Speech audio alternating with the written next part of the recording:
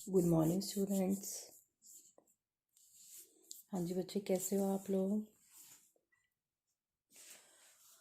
हाँ जी बेटा, हमने इक्विलिब्रियम स्टार्ट किया था। इक्विलिब्रियम में हमने फिजिकल इक्विलिब्रियम ऑलरेडी कर लिया है, तो अब हम नेक्स्ट जो करने जा रहे हैं that is the chemical equilibrium. जो हम करने जा रहे हैं that is the chemical equilibrium. So what is chemical equilibrium? ठीक है बच्चे, अब जब हम इक्विलिब्रियम जो है वो जब अटेन होता है केमिकल प्रोसेसेस में, then it is called chemical equilibrium. Equilibrium जब केमिकल प्रोसेसेस में अटेन होता है, ठीक है, तो that is called chemical equilibrium. ठीक है, जैसे कि आपके पास है रिएक्टेंट से प्रोडक्ट बनते हैं, तो प्रोडक्ट जो है वो वापस आपके पास क्या बनाते हैं, रिएक्टेंट बनाते हैं। आपके पास है जैसे कोई रिएक्शन है H2 plus I2 to form 2HI। Reactant आपस में रिएक्ट करके प्रोडक्ट बनाते हैं, तो प्रोडक्ट भी वापस जो है वो क्या बना सकते हैं, रिएक्टेंट बना सकते हैं। ठीक है, सो यहाँ पे जो इक्विलिब्रियम अटेन होता है वो इक्विलिब्रियम जो कि किसी केमिकल रिएक्शन में अटेन होता है, और ये रिएक्शन जो बेसिकली होते हैं बेसिकली रिवर्सिबल होती हैं कि रिएक्टेंट से प्रोडक्ट बन रहा है, प्रोडक्ट से रिएक्टेंट बन रहा है, तो ये रिएक्शन जो होती है ना ये बेसिकली रिवर्सिबल होती हैं। तो इनमें जो इक्विलिब्रियम अटेन होता है दैट इज केमिकल इक्विलिब्रियम। ठीक है, जैसे कि आप सिंपली ये कह सकते हो, अगर हम इसको डिफाइन करना चाहें किसी भी एग्जांपल में कि कैसे हम इसको एक्सप्लेन करेंगे, कि इनिशियली जब हम रिएक्टेंट स्टार्ट करते हैं we are having reaction start करते हैं we are having hydrogen and iodine. पर जैसे जैसे टाइम चेंज होता है विद द टाइम रिएक्टेंट की कंसंट्रेशन कम हो जाती है और आपके पास प्रोडक्ट की कंसंट्रेशन बढ़नी शुरू हो जाती है। ठीक है, तो मतलब ये है कि प्रोडक्ट का मतलब H2 और I2 की कंसंट्रेशन कम होनी शुरू हो रही है और HI की कंसंट्रेशन आपके पास क्या कर रही है, इंक्रीज कर रही है। तो अल्टीमेटली ऐसे करते करते बच्चे जब एक स्टेज आती है जब क्या है कि रिएक्टेंट और प्रोडक्ट की जो कंसंट्रेशन है वो क्या हो जाती है, सेम हो जाती है, and that is called equilibrium. ठीक है, जब आपके पास हाइड्रोजन आयोडाइड बनना शुरू हो जाता है then it will change back into H2 and I2, and then एक स्टेज आएगी जब जितनी इसकी कंसंट्रेशन है उतनी इसकी कंसंट्रेशन हो जाएगी, and that stage is called equilibrium. ठीक है, किसी भी रिएक्शन में आप डिफाइन करना चाहोगे, आपके पास है कैल्शियम कार्बोनेट है, ठीक है, तो if I want to define this तो हम क्या लिखेंगे कि इनिशियली हमारे पास क्या है, कैल्शियम कार्बोनेट है, दीज आर रिएक्टेंट। तो रिएक्टेंट इमीडिएटली कैल्शियम कार्बोनेट जो है वो Ca और CO2 में चेंज हो जाता है। तो जैसे जैसे टाइम चेंज होता है तो रिएक्टेंट की कंसंट्रेशन कम होनी शुरू हो जाती है और प्रोडक्ट की कंसंट्रेशन बढ़नी शुरू हो जाती है, मतलब CaO और CO2 की जो कंसंट्रेशन है ना वो इंक्रीज होनी शुरू हो जाती है। देन अल्टीमेटली एक स्टेज आती है जिस रेट पे जाके जिस पे जाके इसकी कंसंट्रेशन और इसकी कंसंट्रेशन दोनों सेम हो जाती हैं, that is called equilibrium, chemical equilibrium. ऐसा नहीं है कि रिएक्शन रुक जाती है कि कैल्शियम कार्बोनेट फर्दर इसमें डिकम्पोज नहीं होता है कैल्शियम ऑक्साइड और कार्बन डाइऑक्साइड में, और ये हम कहें कि कैल्शियम ऑक्साइड और कार्बन डाइऑक्साइड कंबाइन करके कैल्शियम कार्बोनेट नहीं बनाता, ऐसा नहीं होता। बट दोनों का रेट जब सेम होता है तो अल्टीमेटली हमें ऐसा लगता है कि जो रिएक्शन हमारी है ना वो स्टॉप हो गई है, बट रिएक्शन स्टॉप नहीं होती है, जस्ट रेट सेम हो जाता है। ठीक है, and that state is called equilibrium. इस स्टेट को हम इक्विलिब्रियम कहते हैं। अगर हम इसे ग्राफ के साथ शो करना चाहें तो आपके पास आप इसे ऐसे भी बना सकते हो कि आपके पास ये रेट ऑफ रिएक्शन है एक तरफ, ठीक है, एक तरफ आपके पास टाइम है। इनिशियली आपको पता है रिएक्टेंट होते हैं, रिएक्टेंट की कंसंट्रेशन जो है वो मैक्सिमम होती है, ठीक है, देन अल्टीमेटली आपके पास क्या है, इसकी कंसंट्रेशन कम होनी शुरू हो जाती है, ठीक है, कम होनी शुरू हो जाती है। देन स्टार्टिंग में आपके पास जो प्रोडक्ट होते हैं वो जीरो होते हैं, ठीक है, बट जैसे जैसे टाइम बढ़ता है तो आपके पास प्रोडक्ट की कंसंट्रेशन जो है वो इंक्रीज होनी शुरू हो जाती है, ठीक है, प्रोडक्ट की कंसंट्रेशन इंक्रीज होनी शुरू हो जाती है।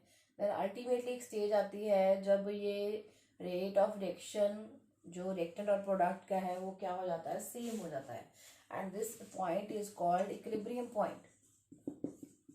ठीक है, यहाँ पे मैक्सिमम आपके पास रिएक्टेंट है, यहाँ पे मैक्सिमम आपके पास प्रोडक्ट है।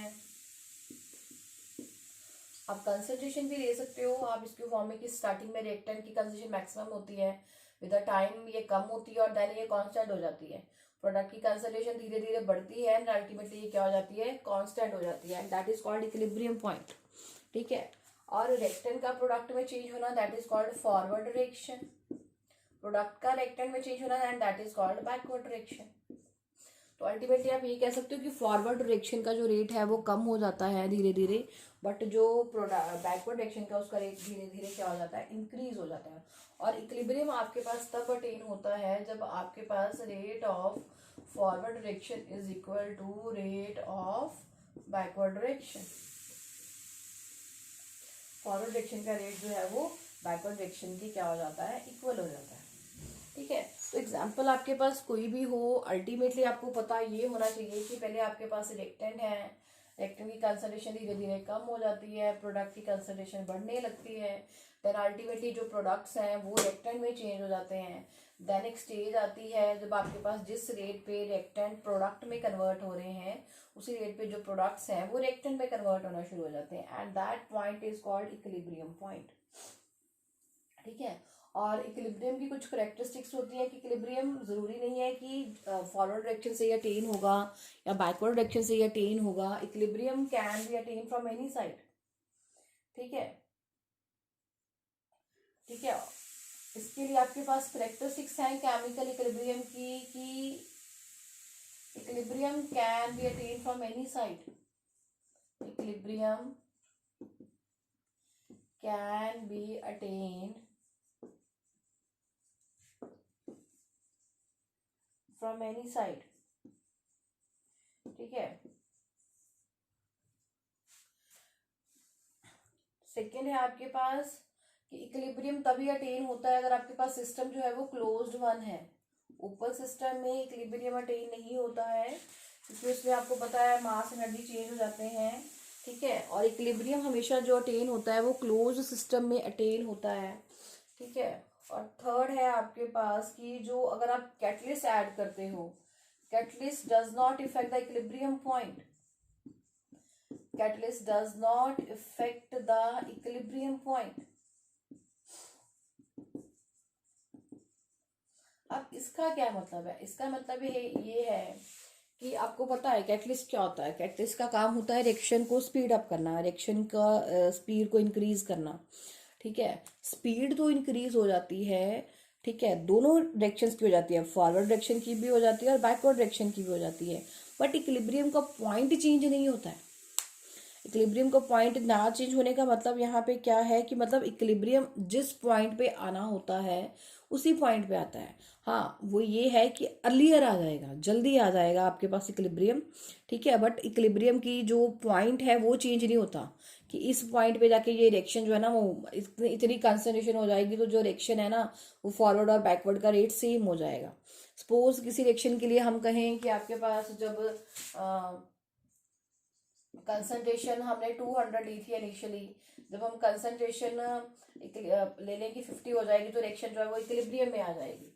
ठीक है, तो ये जो पॉइंट है ना कि जिस पे जाके इक्विलिब्रियम अटेन होगा, रेट ऑफ फॉरवर्ड डायरेक्शन और रेट ऑफ बैकवर्ड डायरेक्शन जो है वो सेम होगा, वो चेंज नहीं होता। ये होता है कि अगर आप सिंपल रिएक्शन करते हो तो वो रिएक्शन जो इक्विलिब्रियम है वो थोड़ा टाइम लगा के अटेन होता है, बट अगर आप कैटलिस्ट डाल देते हो तो उसका ये इफेक्ट होता है कि रिएक्शन फास्ट हो जाती है और ये जो इक्विलिब्रियम है ये जल्दी आ जाता है।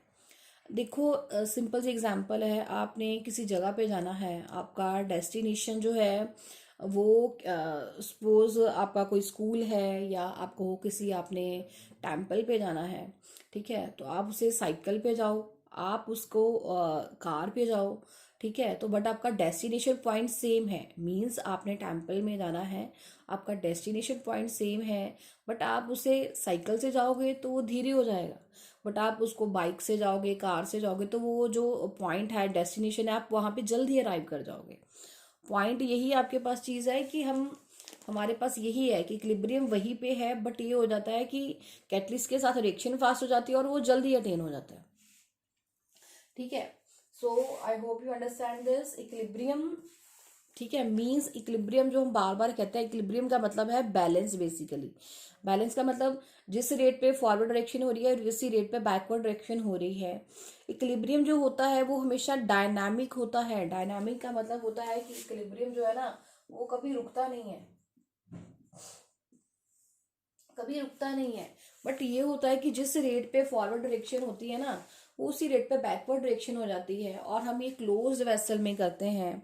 ठीक है। और अल्टीमेटली हमें लगता ऐसा है कि डायरेक्शन रुक गई है, रुकती नहीं है, रेट सेम है, अपेरेंट कोई चेंज नहीं होता कि कोई चेंज हो रहा है, बट रेट हो सेम होने की डायरेक्शन रुकती नहीं है। डायनामिक का मतलब होता है डायरेक्शन चलती रहती है, लेफ्ट साइड से भी बैकवर्ड साइड से भी, फॉरवर्ड बैकवर्ड दोनों चलती रहती हैं। ठीक है, दोनों साइडों से रुकती नहीं है बट चलती रहती है। ठीक है, बट कैटलिस्ट से वो रिएक्शन जो है वो स्पीड अप हो जाती है। बस ये चीज़ आपने समझनी है इसमें।